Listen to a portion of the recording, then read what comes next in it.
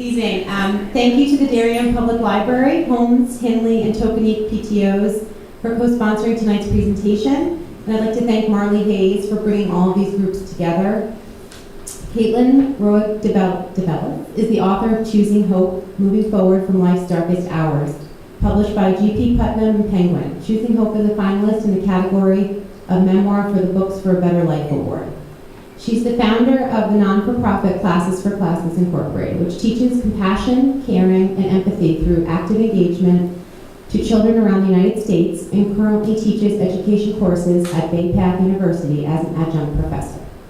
Kaitlin began her teaching career in 2006, a reading specialist in Westport, Connecticut, working with first and second graders struggling with reading. In 2007, she began teaching first grade at Sandy Hook Elementary School. She's been honored as Glamour Magazine's Woman of the Year alongside Nobel Prize nominee Malala, Congresswoman and shooting survivor Gabby Giffords, among others including former First Lady Laura Bush and former Secretary of State Hillary Clinton. In 2013, Kaitlin was honored by L'Oréal Paris, one of their L'Oréal Paris Women of Worth, of which she was one of the 10 inspiring women making beautiful differences in their communities. In May 2014, Kaitlin received 2 honorary doctorates, one of Humane Letters from Bay Path College and the other of Public Service from Luzerne College. She received the Dedicated Teacher Award from the Chicago International Conference on Education. She was recently awarded the Ellis Island Medal of Honor and was a Books for a Better Life nominee. She has been recognized for her bravery by everyone from Diane Sawyer to President Obama. She's a motivational speaker for school boards, administrators, teachers, and students, as now us. Very lucky to have her. She's being accompanied this evening by Maud Purcell, who is the person Kaitlin found to help heal and guide her after the tragic events at Sandy Hook Elementary School on December 14, 2012. Maud Purcell, psychotherapist, is the founder and executive director of the Life Solution Center of Darien, a collaborative community of professionals providing multidisciplinary answers to patients' challenges, and the chief clinical officer of Saved from Addiction, a newly formed partnership helping to treat the acute opioid addiction crisis in Fairfield County. In her psychotherapy practice, Maud treats adults and teens with special focus in trauma work and emergency services. She's written regularly for and been interviewed by local, national, and international publications. She has made repeat appearances on Channel 12 News and on the Discovery Health Channel. Thank you to both of these women for taking time to come speak to us tonight. Thank you.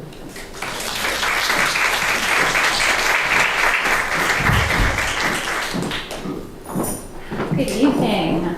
I am so incredibly grateful to be here with you this evening and to have the opportunity to share with you the power of choice. I want to start by reading an excerpt from the prologue of Choosing Hope. Ever since I was a little girl and my mom introduced me to Robert Frost, I have loved the poem, The Road Not Taken. In that poem, Frost famously wrote, "I should be telling this with a sigh.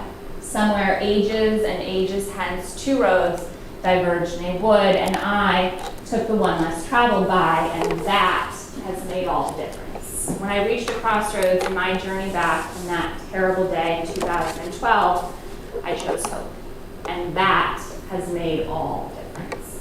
My name is Kaitlin Roig DeBellis, and this is my story. This evening, I share with you my story. I also share 4 key components that I have found to be crucial in my own life. They each revolve around choice. Choosing your purpose, knowing it, following it, choosing your perspective on how to view the world around you, choosing to overcome your own hard times, and choosing hope within them.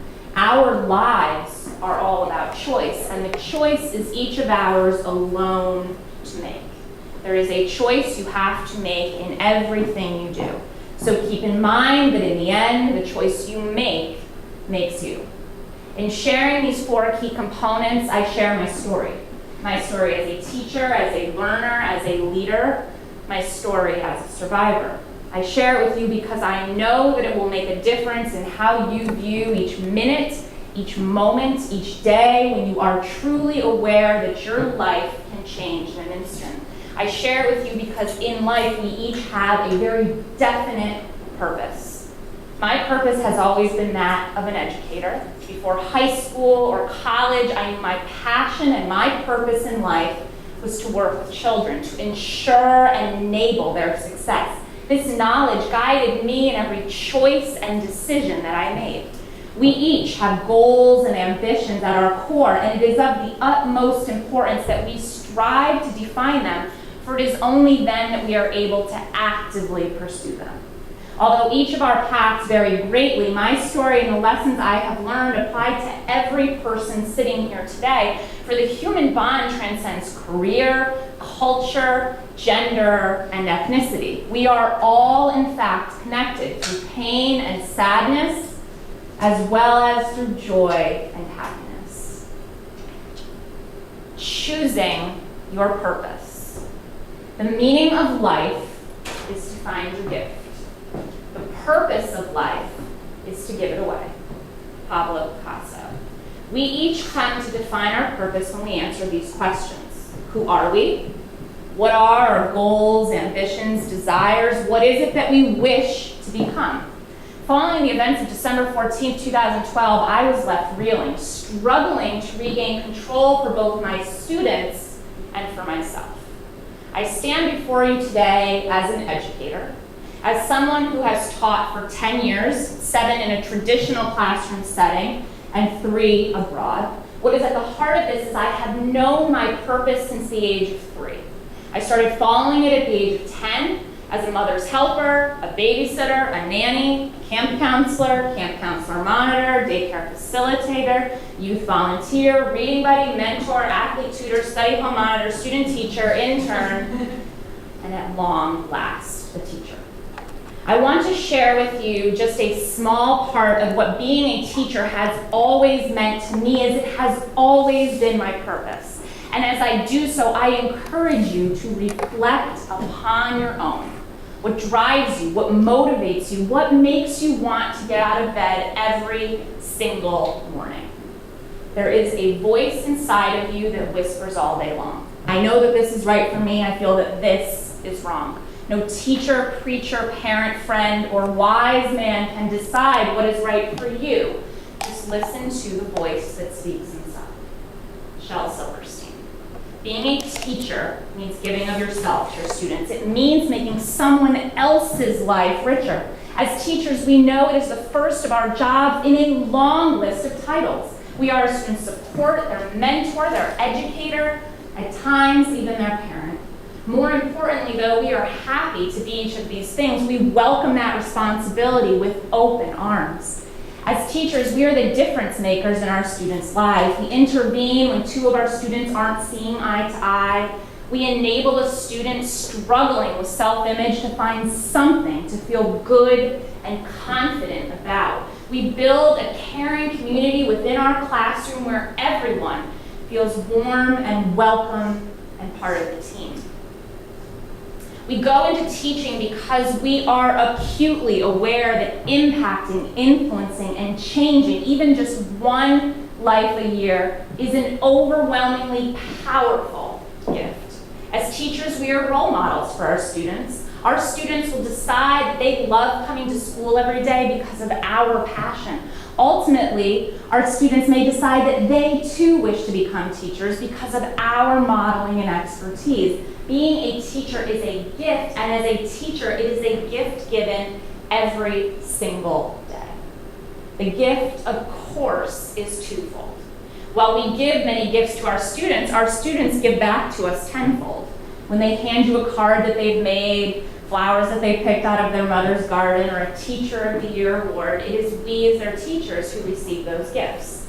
Likewise, when a student finally does something for the very first time, learns to spell the tricky spelling word they've been struggling with all year, or finally reads that chapter book, it is we as their teachers who get to receive those gifts. The gift is truly in the giving. I was asked a few years back, what would our world be like without teachers? If we pause for a second to reflect, what would the world that we live in be like without teachers? When I was asked this question without a moment of pause or hesitation, I replied it would not work. Teachers are the common denominator in our world. Everyone starts in school. You and I did, doctors, lawyers, businessmen, and women. The president of our great country started in school. And it was teachers who enabled their dreams to come to fruition. Teachers are, in fact, why our world works. I always knew that this was my dream.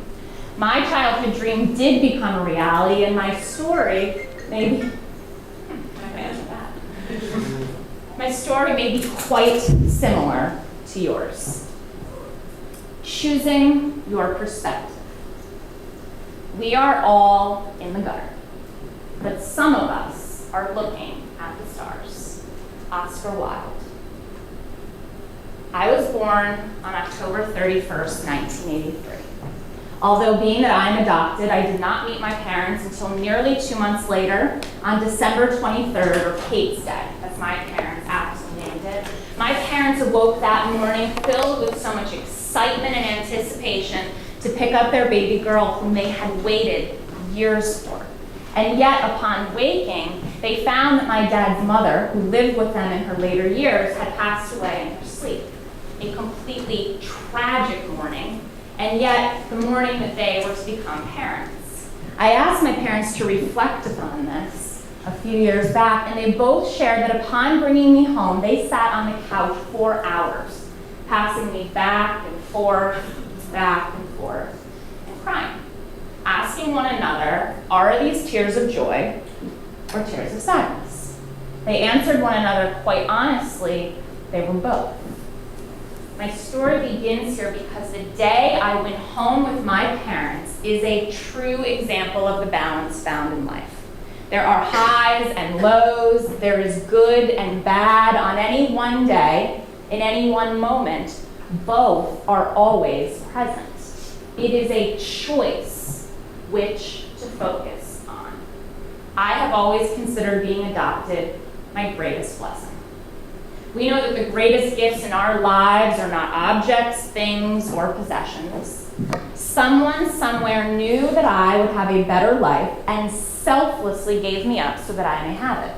This was always the way I viewed being adopted as the most positive thing. Our perspective is incredibly powerful. Our outlook determines how we react or not to every situation in our lives. We have the choice. We alone hold the power. We can choose to focus on our many blessings, on the abundant good that is always all around us. Having this perspective will make the hard times, the bumps in the road, the impossible feel possible. I am grateful that I learned this lesson on perspective at an early age, for it truly shaped my outlook. My parents provided me with all the love, care, and support in the world. From a young age, I knew how blessed I was, and for that, I was very grateful. My parents taught me 2 lessons that I carry with me to this very day. The first is that we each have many gifts to give, and that it is our responsibility to give them. The second is that everyone has a story. Everyone came from somewhere and has a varied perspective on how to view the world around them. And that we each need to be good listeners in order to hear one another's stories. As I said, my story of wanting to be a teacher began at the age of 3. I was always so curious about the other children I saw. At the mall, the movies, the park. I remember at 5, in kindergarten, running off the bus, through the front door, and up to my dad, thrilled with this new idea that I had. Asked my father if I could please babysit for the little boy next door. He was 3. When my dad replied this would not be possible, I did not understand. I knew my purpose, and I so desperately wanted to follow it. I grew up just like each of you, this desire we had at 5, 6, 7 years of age to grow up, to become just like our parents. For some, it's a toy race car and playing race car driver. For others, it's a toy kitchen and pretending that we're a chef. For myself, that acting out meant rows and rows of stuffed animals. piled all around me, letting me teach them all different things. These are my earliest memories of wanting to become a teacher, and they ultimately came to define the path that I would choose.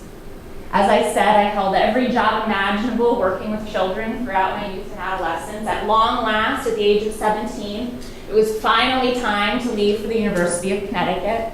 At the age of 22, I finally, at long last, graduated with my master's in education. I could not wait to get started. August arrived and I was hired as a first grade teacher. As all first year teachers know, I spent the month of August busily preparing my classroom. I hung bright posters, bus charts, birthday lists. I wanted everyone who entered our room to feel as warm and welcome as I did. The end of August arrived, 18 first graders filed into our classroom. I don't know who was more excited, them or me. We spent our first day learning the routines of our classroom and our school. We learned one another's names. We shared about our summers. We ate lunch in the cafeteria for the very first time. It was official. We were a class, and the dream was even more incredible realized than it ever had been in my mind. The thing about first grade is that it is a year of firsts. Your students are experiencing everything for the first time. And as their teacher, you get to experience it with them, this sense of wonder and excitement at even the most mundane of lessons. I spent the next 7 years gaining multiple experiences, working with my grade level team, refining curriculum. I started a running club for 3rd and 4th grade students, which will be important a bit later. I started my 7th year teaching happier than I had ever been. I had just gotten engaged over the summer on August 16th, 2012, and life and its possibilities seemed truly endless. The year was passing rapidly, filled with so much excitement and anticipation. As you know, when you are engaged to marry the love of your life, it is a daily countdown. 320, 250, 182. On December 14th, 2012, that countdown came to a screeching halt. This photograph was taken on November 20th, 2012. Choosing to overcome. I have never felt that anything really mattered, but knowing that you stood for the things in which you believed and had done the very best you could. Eleanor Roosevelt. That morning I awoke ready to tackle the day. It was Friday and the weekend lay in front of me. As I hurried to leave, something stopped me in my tracks. I put down my things, grabbed my phone, and walked over to the slider as the sun began rising peacefully over Long Island Sound. I took a picture of that sight and posted it to Facebook. I raced out the door. Not even 3 hours later, my sense of peace, calm, and happiness were forever changed.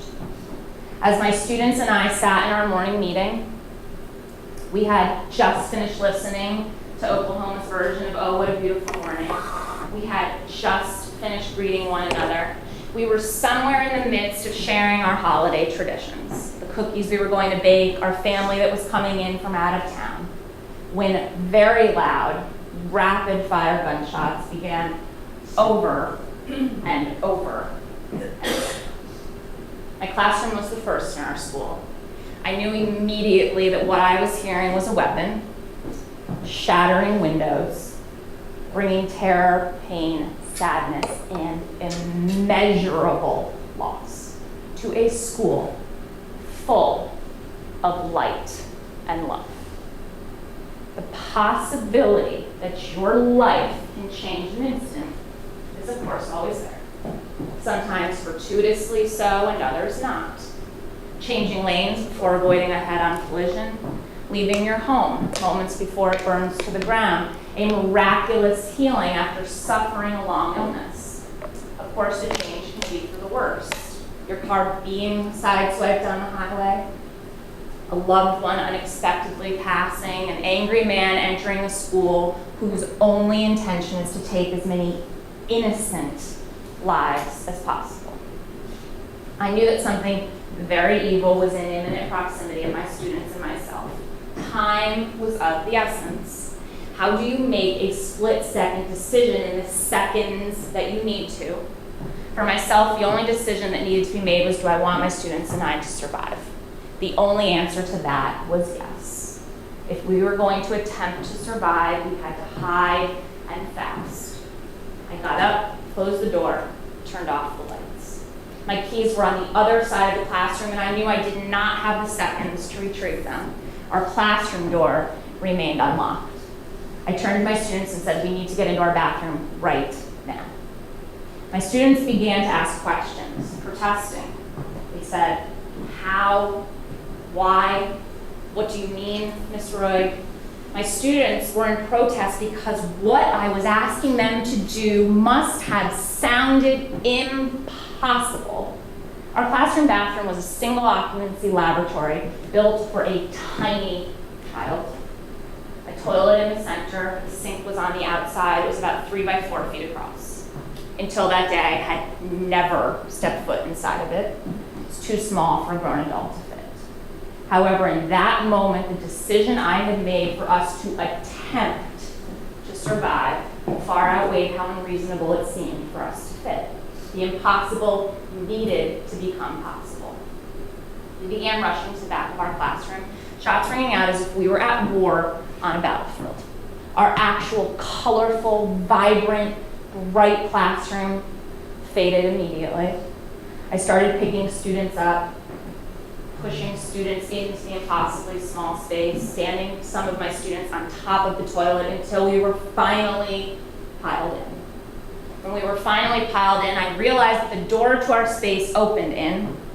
We were now in, but we couldn't close the door. We were blocking it with our bodies. I began picking students up and putting them behind the door until we were finally able to close it. Closed the door, locked it, and said we need to be absolutely quiet. My students were, and we waited. We stood there huddled, squished like sardines, listening to the sheer horror of what was happening on the other side of the cinder block. Evil reigned in the hallways of our school. My students looked up at me and they said, Ms. Roig, I really want my mom. Ms. Roig, I do not want to miss Christmas this year. My whole family is coming. Ms. Roig, I do not want to die with you today. I said, no, it's going to be all right. I did not think it was going to be all right. The sounds were horrifying to me as an adult, and I could not even begin to fathom what my students must have been thinking and experiencing. What do you do? Well, in that moment, I did not want the horror of what they were hearing to be their last sounds. So I told them how lucky I was to be their teacher, how happy I was to know each of them, and how very loved they each were. I did not want the actions of a monster to be the last sounds they would hear on this earth. And we waited. As time started to pass, some of my students began to ask, whisper, can we get out? Can I lead the way? One of my tiniest, spunkiest little boys said, Ms. Roig, I am really good at karate. I know that I can help us out of here. So we're going to wait until somebody good comes and gets us. And so we stayed and we waited. In our lives, especially during the hardest times, there is almost always an element of waiting involved. You're diagnosed with cancer, you wait for remission. You're in an accident and you wait for your prognosis. A loved one dies and you wait for the unbearable pain to somehow be lifted. Waiting is the supreme unknown. Will it all turn out all right? Will it be okay? Is someone watching out for me? In waiting, I realized two things. I realized I could choose my thoughts, and I realized that I could choose to have faith. In waiting, the impact of my thoughts was huge. I had to think positive, hopeful, uplifting thoughts, thoughts that we would make it through, thoughts that someone was watching out for us, I had to choose to have faith. As I stood surrounded by my precious 6- and 7-year-old students, my mind went to what was at my very core. I thought of my fiance at the time. I thought of the beach we were to be married on the following August 18th. And in that moment, I realized I can't believe him. He won't survive this. What do you do in a moment where all of your control has been taken from you? Where you are surrounded by babies who are in your care? What is there to do? And so I said to my students, if you believe at home with your families in the power of prayer, you need to pray right now. And if you believe in something else, you need to close your eyes and you need to think really happy thoughts. I closed my eyes, I put my hands together, and I began to pray. Some of my students prayed with me, and others imagined the very best. And the shooting continued all around us. As more time passed, we didn't hear shots being fired anymore. A very eerie silence took over. There was no relief in it. I was sure that the gunman was just lurking around the corner waiting for us to come out. Eventually, after 45 minutes, a knock came in. I was sure the gunman had finally found us. How could he not have? I whispered to one of my students to ask who was there. I did not want a madman to know that there were 16 terrified people behind that door. My student asked, and as you would reply to a tiny child, the boy said, "Hey, little buddy, it's the police. We're here to help you. Please open the door." At that point, I spoke and I said, "If you are really the police, we're going to need your badge." They slid it under the door. And as I held it in my hand, I could not believe, not after what we had heard. I said, "This does not look real. This looks like something one of my kids would play with at home." Not opening the door. If you were really the police, you would have the master keys and you'd be able to open this door. They did have the keys, and after trying 6, 7 different keys, the door finally popped open and in. We were greeted by an entire SWAT team in our classroom. I used to say when I was sharing this point in my story that I will never know who was more surprised by the sight they saw, us or them. However, 2 years ago, I was speaking at a school in New Jersey, and after a woman came up to me, she said, "I just want you to know that my best friend's husband led that SWAT team into your bathroom that day, and he has no words for the sight he saw when that door pushed him."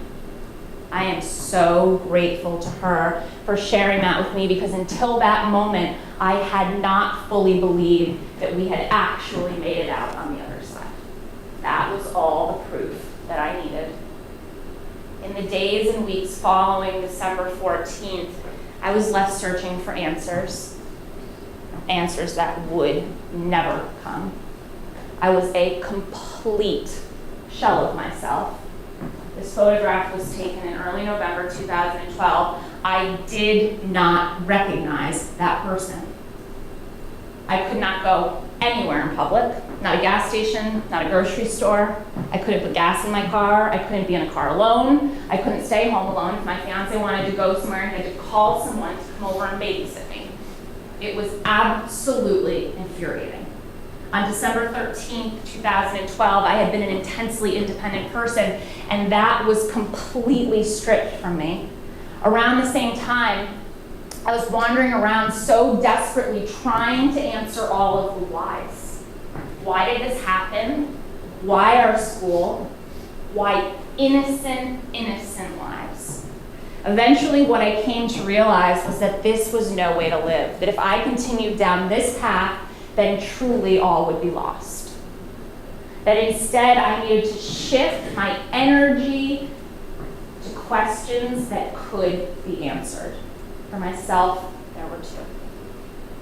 How do I make sure this day does not define us? How do we get our control back? Those 2 questions became my guiding light. They drove me in absolutely everything that I did. At first, it was just getting out of bed in the morning. in our lives, when something bad happens to us, we often spend so much energy focusing intently on questions that we are never going to answer.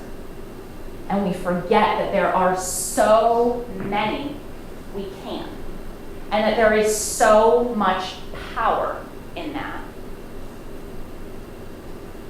After something horrible happens, the essence of time, it doesn't change it, it doesn't diminish it, it is there, it is always, it is constant.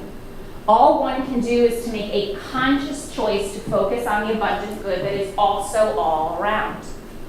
Optimism is in fact a choice. It is our choice on how we view the world. Is your glass half full or half empty? Are you able to appreciate the grass under your own 2 feet, or are you always yearning for the grass on the other side of the fence? Do you curse the rain or praise it for the beautiful flowers that it brings? Optimism is our choice. When I thought of my students, at the beginning of January 2013, this photograph was taken, I knew that we had a very big choice to make. We could decide to let the actions of a monster define our lives moving forward, or we could decide to choose hope. Choosing hope. Hope is being able to see that there is light, despite all of the darkness. Desmond Tutu. When we returned to our new school at the beginning of 2013, one of the most uplifting things about being back was that people from around the world sent gifts to us. They wanted us to feel loved, connected, supported. After a couple of weeks of giving and giving to my kids, I stepped back and I really realized that if I did not take this as a teachable moment to teach my kids that in life when you get, you have to give. That in life when somebody does for you, it is your responsibility to do for someone else, that I was doing my kids a huge disservice. And so one day after lunch before recess, another box had arrived. I decided that this was the day we were going to pay it forward. I brought that box in front of my class. I started pulling things out. Their eyes grew wide. And I said, why did somebody mail us all of these gifts for recess? Their little hands raised and they said, well, they wanted us to have fun. They wanted us to be happy. And I said, exactly. And then I said, what should we do now? Someone's been nice to us. How should we react? What should we do? And their hands raised again, and he said, well, we should probably help someone else. We should probably make someone else feel happy. And I said, you're exactly right. And I didn't pose another question, yet all their little hands started to raise again. And they said, who are we going to help? How are we going to help them? What are we going to send? My kids were more excited about the prospect of helping someone else than they were about the gifts they had just been given. It was a light bulb moment. My kids, not even 3 weeks prior, had endured the greatest evil the world could ever see. And yet now we're feeling hopeful and joyous about something, about giving back. We reached out to a class in Tennessee. One of my students drew this, and we said, how can we help you? What do you need? That class in Tennessee said, we would love a Minio-Teach, like a smart board hangs on the wall. We mailed them the money to buy that Minio-Teach, and they were very thankful. This is that second grade class in the early spring of 2013. It really got me thinking. This was bigger than my class doing something nice. This was bigger than the class in Tennessee, because you see, that class in Tennessee, they were inspired by our generosity. They reached out to a class in Arizona and mailed them whiteboards and markers and erasers. This was much bigger. I decided that every classroom needed to have this opportunity to give freely, to connect with one another, to learn that even at 6, 7, 8 years of age, they can impact the way somebody else learns and how someone else's classroom community operates. And I started poking around and I found that there was nothing like this idea. Online platform to connect classrooms across the United States. And while I decided that there needed to be, and then Classes for Classes was born, A lot of really incredible organizations have said, yes, this is important. It's important to teach kids to care. And of course, the most important part that I want to share with you this evening is not how it works and how it operates and what it's all about, but of course, the students that it directly impacts and what that looks like in their classroom communities. This fourth grade student says, one act of kindness really can show a difference in our world. It has to start with someone. Why not us? These are fifth grade students. These are all students involved in Classes for Classes. These fifth grade students here in Avon, Connecticut, did a character study on Ordinary Mary and talked about characters in the book being compassionate and kind and empathetic and how they themselves demonstrate those attributes as well. These are students becoming pen pals with the class they're connected to and learning more about them, finding out what would make their learning community better. These are students becoming pen pals, making sure that someone knows that they're loved and cared about. These are choosing kindness posters, what kindness means to them, to the students, and why it's so important. These are fourth grade students researching which iPads would be the most effective to give to the class they're connected to. Really working together for the greater good of another class. These are fifth grade students in Bridgeport, Connecticut. They each illustrated about another student in the class and they hung them on the door so that every day as the students came in and out, they could be reminded that someone in that classroom really valued their worth and who they are as an individual. These are first grade students in New Zealand. We read Elmer the elephant and we talked about how at first Elmer's really sad that he's different, but then Elmer realizes that it is our differences that make us so special and that we need to celebrate our differences and be accepting of one another's differences all the time. These students did a school-wide kindness initiative where every classroom created a kindness poster and they hung them throughout the school so that the students could be reminded every single day that their words and their actions matter and that they need to choose them wisely. These are first grade posters. These are second graders writing about why they choose kindness. At Classes for Classes, we talk a lot about how kindness is a choice, that you can certainly choose the alternative. You do not have to choose to be kind, but that when you do, amazing doors open before you and the path that your life takes afterward is incredible. This is one of my favorite C4C stories. So Classes for Classes is a crowdfunding model. It's like Kickstarter. Well, these 34th graders, they went to their teacher one afternoon and they said, that is not enough. And their teachers, in 34th grade, their teacher said, well, what did you have in mind? And they said, we would really like to come to school on Saturday. And their teacher said, we don't want to come to school on Saturday. And they said, we would like to come to school on Saturday and we would like to have a tag sale. And we want to bring things that we no longer need or use, and we want to sell those things. Well, they had that tag sale. They raised over $800 for the other class that they were connected to. That is what it inspires in kids. Kids want to be kind. We simply need to give them the opportunity to be impactful. When we synthesize our mission, it would boil down to this. When we teach children to be kind, compassionate, and empathetic, there isn't room for hate. We are working to eradicate hate one classroom at a time by instilling in children how to be proactive. As I look to the future, I am filled with many feelings, the greatest of which is hope. Hope is incredibly powerful. It is the reason we get out of bed every single morning. It's the reason we're all here tonight. Hope is the reason we embark on any task, job, or mission. We take on a home improvement project because we hope it will make our home more welcoming. We decide to volunteer within our community because we hope that we can make a change. We decide to go into our prospective careers because we hope that we can make a difference. Hope is the driving force. I hope for a healthy and happy life with my husband. We wed on that beach you saw on August 18, 2013. I hope to continue spreading Classes for Classes across the United States, currently in 25, and then ultimately internationally. I share this. There are times times in each of our lives where we are forced to rely on hope alone. For myself, that didn't just happen on December 14th. It also happened in November of 2013. Remember that running club I showed you, that picture of the third and fourth graders running? Well, every year at the beginning of Marathon Mondays, I would sit down and talk to my students about hopes and dreams as runners. And I always shared my own.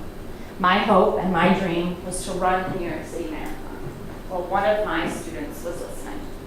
Unbeknownst to me, she entered me in the New York City Marathon. And with zero training and ESPN following me, I hoped to finish all 26.2 miles, 26 for our angels and 0.2 for me, and I did. Having hope means you choose to believe. It means that even if times are bad, you are hopeful for them to get better. And if they are good, you are hopeful they will remain, for you are aware that nothing in our lives is ever promised. As is in one of my favorite childhood books of Mice and Men, the best laid plans can often falter. I know I don't say it exactly like the book does. I could have never planned for the events of December 14, 2012, and after found myself on a very new path, armed with no plan. We will each find times in our lives where we find ourselves on a path, armed with no plan. I would encourage each of you and anyone to always persevere. When I found myself there, I made two choices that made all the difference. I chose that day was not going to define us, and I chose that we would get our control back. In doing so, it led me to found Classes for Classes. It led me to start traveling all around the world, sharing my story with incredible people just like you. It led me to write Choosing Hope. Over the course of the past 3 years and almost 11 months, I have had the distinct privilege of meeting some really incredible people. Some of them you heard in my introduction. I want to share with you just a few of their faces to illustrate a very important point.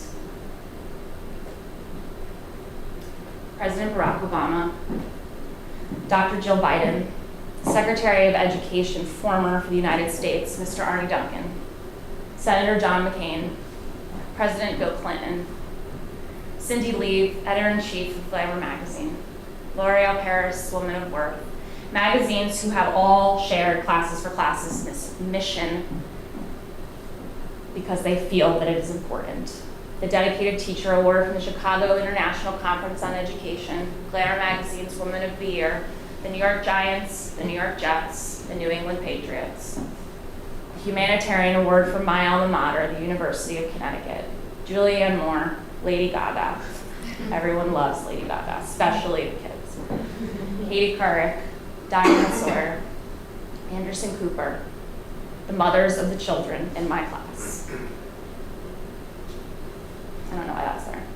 And audiences just like you. I share these for one reason and one reason only. They illustrate the power of choice in each of our lives.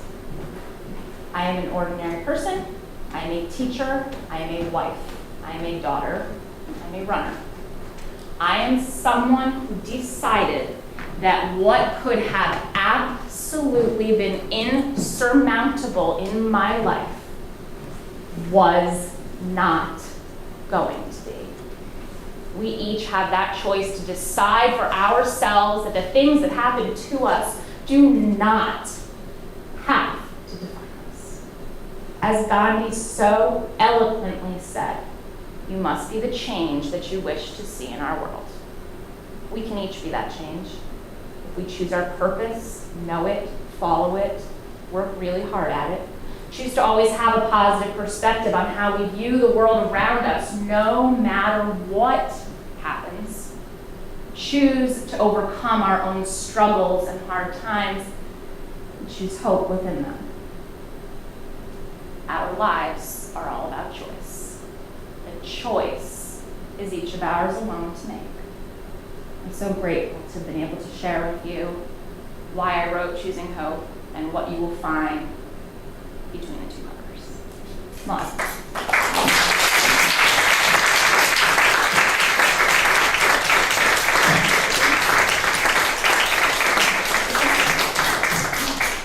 It's such a pleasure to be here tonight and be able to make a few remarks after this wonderful presentation. But let me ask you what, if anything, you're comfortable sharing. It's in the book, but I'm an open book.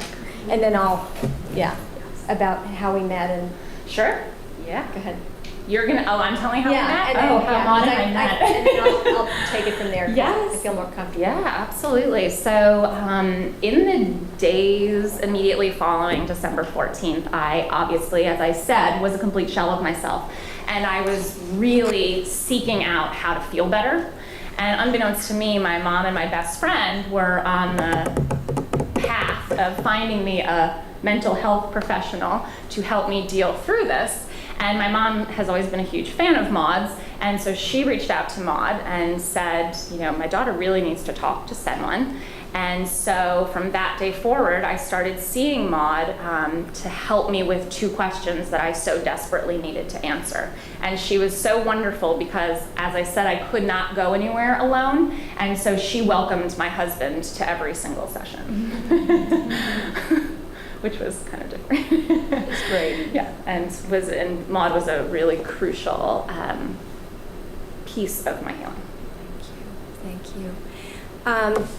It was really, I was amazed to get the phone call and to have you come in because, of course, we all knew what had happened.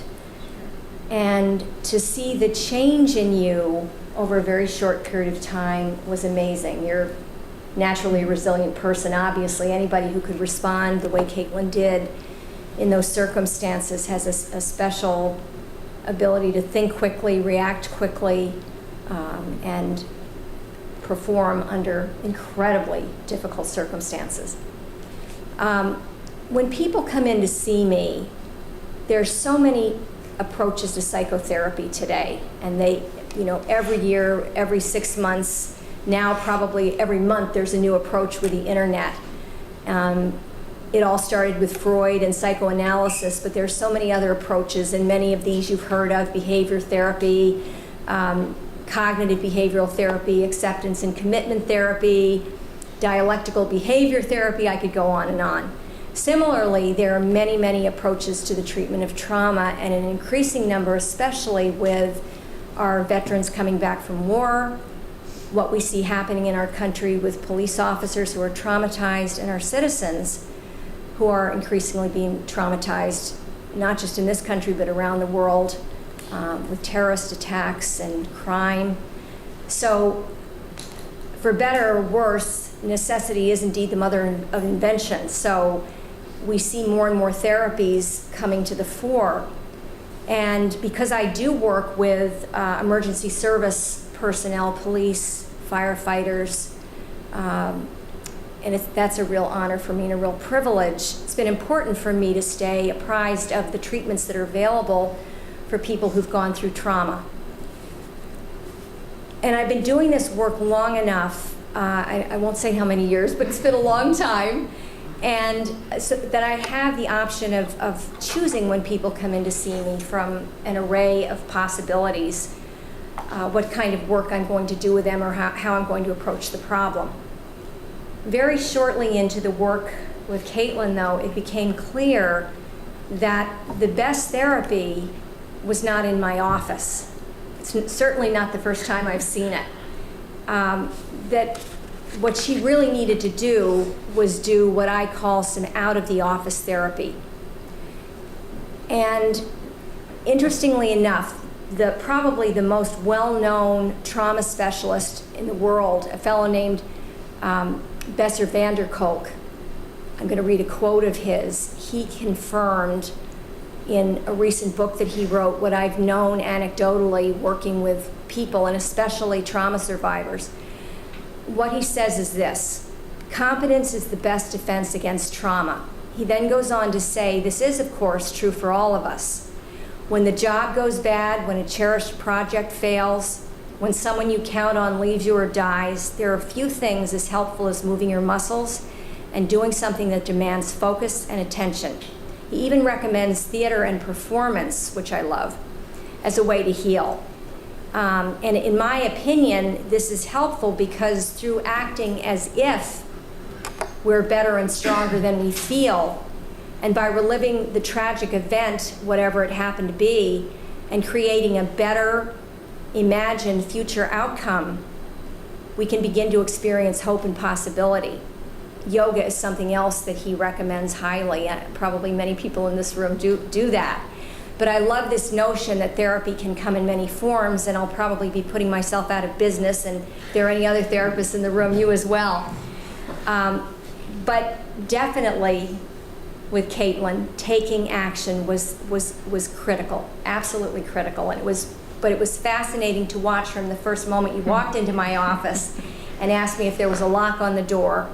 Fortunately, there was. I would not have been able to stay. I know. To today, it's just unbelievable. So there really are two key out of the office kinds of therapies that I find most effective following a horrible trauma such as the one Kaitlin experienced. The first I call reversing the victimization, and this is exactly what you did.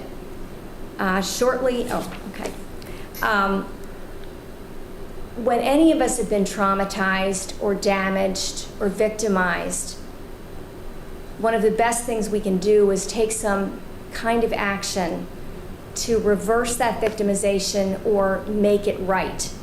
And your instinct was to do exactly that. You had, I think, the formation of this idea, or the seed of an idea that you may not have been conscious of before all of these awful events happened. That was just always my gut instinct about you. And so Kaitlin has done that through Classes for Classes. And by forming Classes for Classes, you actually created for yourself a kind of antidote, as I see it, to the toxicity and the powerlessness that you've experienced in the wake of the trauma. And the other piece about this that I think is so important, and you alluded to it, is that it also has given you the opportunity to reestablish healthy control over your life. And one of the most horrendous things to have happen to any of us is to have that sense of a loss of control over our lives. And much of life is struggling to establish healthy control. And so many days of our lives we're not really able to do that, but you had lost a complete sense of control. So I think the creation of Classes for Classes was your therapy. Sure. Huge. A second kind of out-of-the-office therapy is related to reversing the victimization, and it's about finding meaning and purpose in the wake of loss.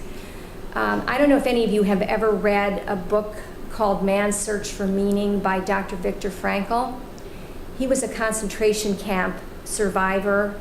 He was at Auschwitz for many years. He lost his parents, his brother, and his wife while he was there. But he had your kind of resilience, and he was able to get through that. And the way he got through it, and this is all spoken of in his book, was that as long as he could see a future purpose or a meaning in life, he felt as though he could get through anything, he could transcend anything. And that's exactly what he did. And this is just, it's a fabulous book. It's one I've read over and over again, and it's not very long, so if you don't have it, I urge you to pick it up. And this, again, this is what you did. So these two out-of-the-office therapies, reversing victimization and finding meaning and purpose following loss, are things that people who are resilient intuitively do. They just intuitively know that if they get up and they move and they grab hold of what happened and try to figure out how to find a solution or a partial solution or an answer, that somehow they will feel better. And we have lots of examples of this down through history, but more recently, a couple of quick examples. Jan and David Sepik, who, following a tragic rape and murder of their daughter, Kate, were motivated to advocate for legislation that eventually expanded the use of DNA testing. You may remember this case for individuals who are arrested for, charged with, or indicted for crimes involving murder, sexual assault, kidnapping, or abduction. And then there's John Walsh, who many of you may be familiar with. He has a TV show, America's Most Wanted. He's also a criminal investigator and a human rights advocate. I don't know how many of you know that this all happened because he had an horrific tragedy in his life. In, what was it, I think 1981, his son Adam was murdered. And everything he did after that has been, I'm sure, an attempt to find purpose and to make sense out of what happened and to reverse his own sense of victimization. I'd like to just say a few words about what Kaitlin's actions do for communities like ours and really for the world. First of all, in case you hadn't noticed, she's an incredible role model. She's modeled for all of us effective coping strategies. So rather than remaining victimized, she's putting her upset and feelings of helplessness into demonstrating to herself and the world that we aren't powerless in the face of violence and hatred. And she's showing that although it may take time to see in the wake of loss and disaster, there's almost always a way to triumph over tragedy. And secondly, we've had so much talk in this community and surrounding communities in the past couple of years about resilience in our children. And how do we build that? How do we establish that? And obviously, Kaitlin, you role modeled this for our children as well. And so I think, obviously, our kids are not, at least on the elementary school level, they're not capable and shouldn't be exposed to the horrible details of this. I think as our children get older, I think Kaitlin serves as such a wonderful role model for them, and I think in an age-appropriate way, the story can be told, as can stories of other people who have persevered in the face of trauma and tragedy. I keep on my desk a paperweight that was given to me by another trauma victim, not as well known, but and it's a quote by Winston Churchill that simply says, "Never, never, never quit." And I keep that on my desk so that on a tough day, I'm reminded that all we can do is put one foot in front of the other some days. And we don't have to believe that we can do something to create positive change, and we don't even have to have the energy to do it. We just have to be able to be willing to put that one foot in front of the other, which is exactly what you've done in creating Classes for Classes. I saw you at the beginning. I've known you throughout, and it's been amazing to me to see it grow and flourish and have the word spread. And it's just been an honor for me to know Kaitlin, to work with her, and to be here tonight. So thank you. Ditto.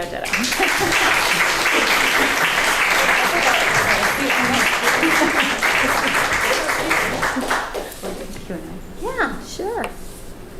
Maud and I will take any and all questions or comments or wonderings, if there are any. Yes, sir? Oh. I was just waving at someone. Oh, were you both waving at each other? Oh, okay. Waving is good. Yes. How are you doing now? How am I doing now? Gosh, I'm doing really well. I think one of the most important things about my journey of healing has been I have come to absolutely realize that in my life, I will always move forward from December 14th, but I will never move on. And I think that's a really important piece of my healing. And I think it's probably similar for a lot of people who have gone through something really horrific. It is absolutely okay to be able to move forward and not be able to move on because something's wholly a part of you. I think we do ourselves a real disservice when we say, I'm over it, that was 5 years ago, it's under the rug, I've dealt with it, I don't really, for me, that's not being real, so persevering, as Maud said, through the more difficult days. Yes. You always hear stories about kids are super resilient. Do you feel like they moved on a lot quicker than you did, or do you feel like My kiddos? the kids that you were with that No, obviously not necessarily at all. No, I actually don't like that statement at all Okay. because I think it does a real disservice to the healing process of people as individuals, whether they're a child, a teenager, or an adult. My kids were completely changed after December 14th, and I clearly could see that because I so knew them prior. And so afterward, in the aftermath, it was very clear that many of them were visibly very shaken. Noises were incredibly difficult. Attention spans were incredibly short. Lots of changes I noticed in them. But, you know, most of them went into counseling or still are in counseling, and, you know, with the help of a mental health professional, worked through whatever it was that they were dealing with. And do you feel most of them have like come out the other, not to say like that it's not still part of them, but do you feel like a lot of them have? Yeah, that's a really hard question to answer. You know, it's only been almost 4 years, which is such a short amount of time after such a tragedy. I see my kids once a year, with the exception of the ones who have moved. I have one student who moved to Europe, one who moved out of the district, and my student who lost her twin brother on that day, moved to Florida. So those students I keep in touch with, you know, email, Facebook, but the rest of my students I see at least once a year, and when I see them, I mean, they seem very joyous and full of life and love and happiness. You know, I don't know that that's a daily, sort of like with my own, you know, there are days I just sit on my couch and cry, and my husband's like, what are you doing? But I think that that's the reality.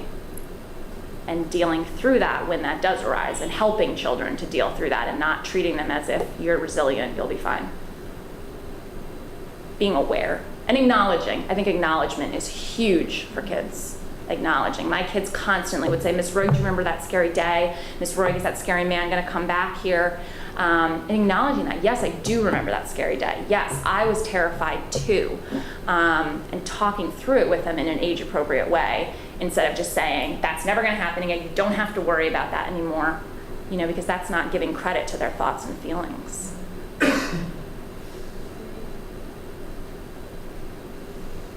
Yes, like Marlene? a plant, because I know both of you, but how do you as a teacher and a psychotherapist really teach the skills that children and people need to be resilient? I mean, Kaitlin has it in her, but it happened for a reason. Like, when do you start? How do you do it? You want to go first? And How do you teach resilience? Yeah, as a teacher, like what lessons for a first grader help them learn to be resilient? Yeah, I mean, I think giving children, it's a very multi-layered question. I think when I think about my role as a classroom teacher, in building qualities of resilience, it's very important to make sure, even at 6 years of age, that you're giving kids tangible experience with the fact that failure is okay, right? Not always rushing to fix things for them, not always, you know, having the parents fix everything for them, realizing that, you know, if you got not a great grade on your math quiz or test or what have you, you know, I'm your teacher, I'm here to help you, I'm here to, you know, work extra with you during recess, send home extra packets to help you build these skills that you maybe don't have, because resilience is all about having a hard time and then being able to bounce back, right? And I think so many times, unfortunately, as teachers, I'm not a parent yet, God willing, but I think as teachers, and I'm guessing as parents, it's so easy to swoop it and fix it for them, right? And not enabling that to happen, letting them struggle through that so that they can feel what it feels like to overcome something that was hard for them, and feeling empowered when they finally do, you know. And certainly there are certain students who need more structure and more things put in place for that success to come. But certainly, you know, those things are put in place. But I think just not rushing to fix things for them every time is crucial in building resiliency. I know my mom did that for me. She never once, ever told me the answer on my homework if I didn't know it. Painful. I sat at that dining room table for hours. There were lots of tears, but she wouldn't do it for me. So my poor child one day. He's sitting there in No, tears. that's good. I would also say that for parents in the audience, and I'm assuming that maybe most or all of you are, it's some pretty basic things. It's learning, it's teaching your kids how to learn to delay gratification, not giving them what they want when they want it. That's a huge thing. Because that creates a kind of toughness in people, a good kind of toughness, where we learn to be patient and we learn to follow through on things. Along with that, not letting our kids just start things and quit them. Now, obviously, there are certain times where stopping something that isn't working out is appropriate, but I think if a child chooses something and they make a commitment to do something and it's their choice, unless they're really extenuating circumstances, I think it's important that we give them the opportunity. They don't maybe see it as an opportunity, but it is one, to learn that they can continue doing it, they can work on it, they can develop their skills. And as you said, Kaitlin, if they fail, if they stumble, it's a good opportunity to show them that they can stand up again and continue to move forward. I also think that setting limits for our kids, I know that setting limits for our kids and sticking with them helps create resilience. And this is one that I think is difficult for parents to understand, that setting limits, and when you say no, meaning no, is critically important. And it's not just so that you have mannerly kids or kids who are easier to parent. It's because if limits are set externally, our kids internalize those limits, and then they're able to say no in circumstances that come up that are challenging for them or where there's a lot of peer pressure. So that having rules, setting limits, and sticking with them, even though sometimes it's easier not to do that because we've had a bad day, it's critically important. And I think building resilience is something, it's little baby steps over time, and none of us as parents are perfect at getting all the steps right so that our children become resilient. But I think if you can get it right a good 75% of the time, you're probably going to have very strong kids.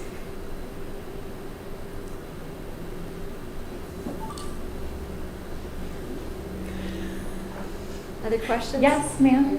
Have you found that that it's a, the event has affected a lot of other people that were not actually involved in the other parents and children, and you had to deal with them in therapy? Maud? Yes. There was a huge ripple effect, and there are people here in Darien who are affected by it personally, whether a cousin was there or they used to live here, whatever it is.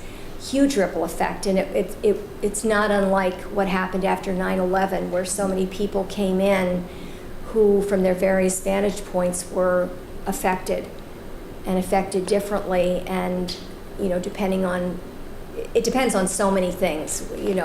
Obviously, if you were in the proximity or involved in this firsthand, I think in some ways it's easier to imagine how this would affect you, but it can depend on what else is going on in your life. If you knew the person, if you worked for the company, in this case, if you taught at the school, it's, the possibilities are endless. But I still have people actually who will come in and talk about what happened at Sandy Hook Elementary and who are still affected by it. Because you're right, we can, with all the best therapies in the world, you can't erase something like this. It's like a tree that has a limb cut off. The tree can still be beautiful. It won't look the way it originally did, and the limbs will grow in a different direction. And hopefully it will stay healthy, but it's forever changed. And I think what we try to do is look for whatever good we can find in that, or whatever growth might be hiding within it, or whatever possibility exists as a result of the adversity. And I think that's as good as it gets.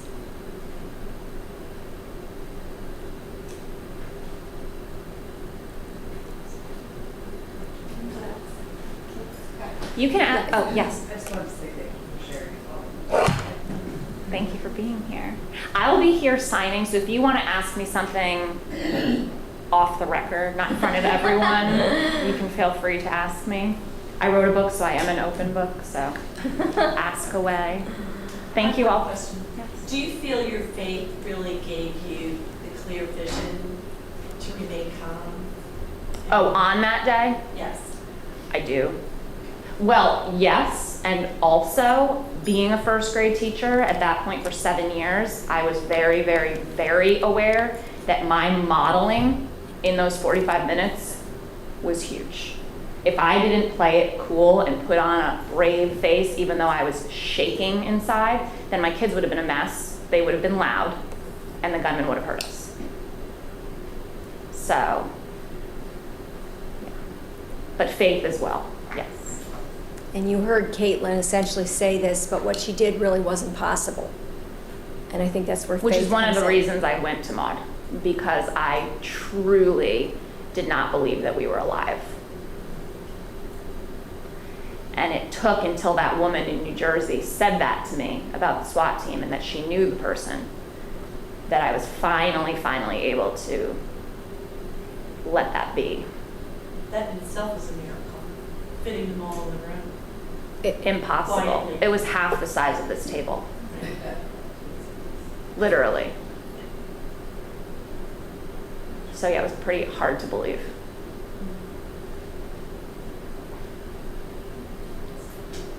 I'll be over here. Thank you all so much.